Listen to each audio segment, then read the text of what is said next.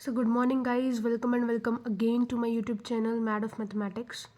Today we will be solving the question number 6 from exercise 3.2 NCERT textbook of class 11th. The question says find the value of sine 765 degrees. So इस question को start करने से पहले एक basic फंडा जो हम clear करते हैं वो ये है कि साइन जो है वो फर्स्ट क्वाड्रेंट में पॉजिटिव होगा और सेकंड क्वाड्रेंट में पॉजिटिव होगा according to the acronym add sugar to coffee. So आप देख सकते हैं ए से ऑल होता है और एस से साइन है, तो फर्स्ट और सेकंड क्वाड्रेंट में हमारा साइन क्या रहने वाला है, पॉजिटिव। तो यानी कि 0 से लेकर π/2 तक, this is 0, this is π/2, this is pi, this is 3π/2 and if we complete our revolution then it will be 2π, so it will be nπ। Okay, so 0 से लेकर 90 डिग्री तक एंड 90 से लेकर 180 तक साइन पॉजिटिव रहेगा, otherwise it would be negative. Late us suppose कि हमारा sign first quadrant में है, तो फर्स्ट क्वाड्रेंट से अगर आपने 2π रोटेट करवाया तो फिर से फर्स्ट क्वाड्रेंट में आ जाएगा, यानी कि कोई भी ट्रिग्नोमेट्रिक आइडेंटिटी 2π रोटेशन के बाद उसकी जो डिग्री है वो वही रहती है। तो 2π रोटेशन का मतलब क्या है, 2 × 180 degrees which is equals to what 360 degrees, यानी कि 360 डिग्रीज़ अगर मैं किसी भी ट्रिग्नोमेट्रिक आइडेंटिटी को रोटेट कराती हूँ तो वो उसी पॉइंट पर आ जाती है।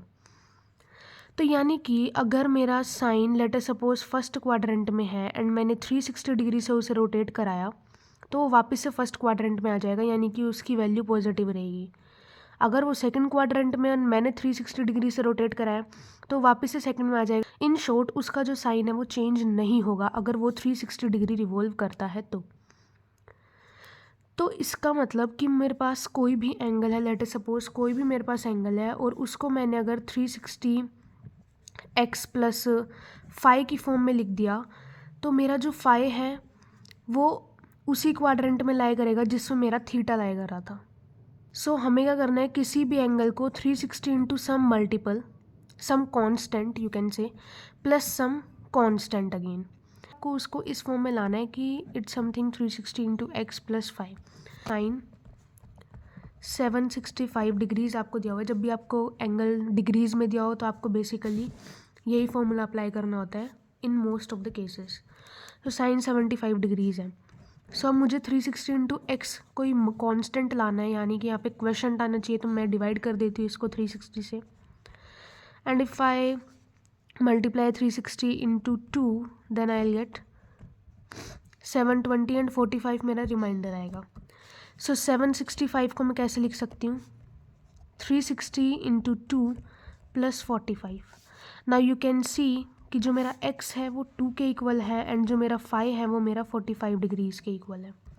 सो इसका तो कोई रेलेवेंस ही नहीं बचा, क्योंकि मैं कितना भी रोटेट कराऊँ 360 डिग्रीज से वो उसी पॉइंट पे आना है जहाँ पे वो पहले था, और वो पहले कहाँ पे था, 45 पे।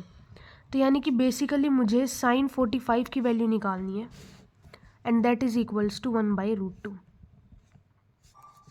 सो साइन 765 की वैल्यू भी क्या हो जाएगी, 1/√2। तो बेसिकली आपका आंसर था। मेरा मोटिव यही था कि आपको बताना कि आप किसी भी एंगल को 360 डिग्री के मल्टीपल से रोटेट कराते तो वो एंगल अपने उसी पॉइंट पे आ जाता है जहाँ से आपने उसे रोटेट कराया था।